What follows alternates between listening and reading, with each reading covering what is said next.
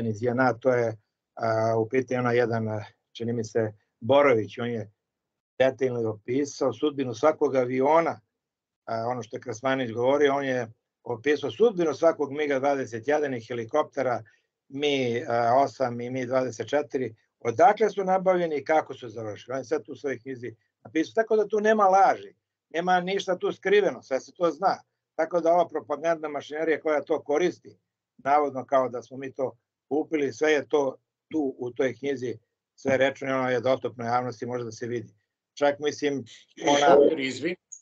Izvini, helikopteri su kupljeni od Ukrajine, je li tako? Tako je, u Ukrajini su kupljeni helikopteri Mi-8 i Mi-24, ali ima nešto aviona, MiG-21 kupljeni su od Aeroflota ruskog preko nekih, ne znam ni ja, veza, što uopšte nije u tome učestvovala država Rusija, nego nekih, da kažem, veza drugih. Iz Poljske, iz Ukrajine su kupljeni. Tačno ona vodi tamo broj aviona, broj helikoptera, gde je kupljeno, dakle došlo i kako je završeno na kraju. Znači, to je sve... Ponovi, molim te, knjigu i autora. Autor se zove Danko Borojević. Danko Borojević, pilot, Hrvat, on je napisao knjigu o tome. I to se može naći na internetu. Kako se zove knjiga? Pa ja mislim tako nešto, sudbina hrvatske avijacije, tako nešto u tom smislu. Ne mogu sad da se setim. Ali tu je tačno po broju naveo i gde je završeno, gde je došlo, kako je preveženo recimo iz Ukrajine, koji je avion Antonov korišten da bi dovezao. Recimo znam da je tamo govorio, sećam se, davno sam čitao, da je govorio kako su recimo 3 aviona dovežena na ostrvo Krk, pa su tamo sklapana, pa i tako dalje, i tako dalje.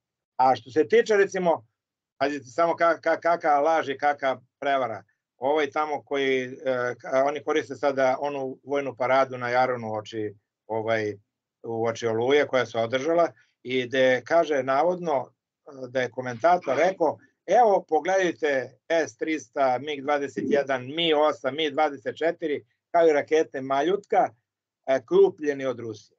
Ja sam preslušao taj snimak, može svako da ga presluša, voditelj kaže ovako, evo sada idu avioni, ide S-300, MiG-21, kupljeni od istočnih zemalja. On uopšte nije pomenuo reč Rusija, od istočnih zemalja, a to je ovo što sam malo pre rekao. Ali dobro, mislim, Krasmanović je lepo objasnio u emisiji i o S-300, i o MiG-ovima, i o helikopterima, tako da ja ne bi I Anđelković, naravno. A, pazi sad. I da je sve to tačno, a nije tako. Sad idemo na ono da je, recimo, Rusija naružavala Hrvatsku, ne vidimo u čemu je problem. A država Srbija u to vreme, je u to vreme naružavala muslimane i Hrvate. I to direktno iz fabrike Zastava. Evo ja ću da počnem od početka.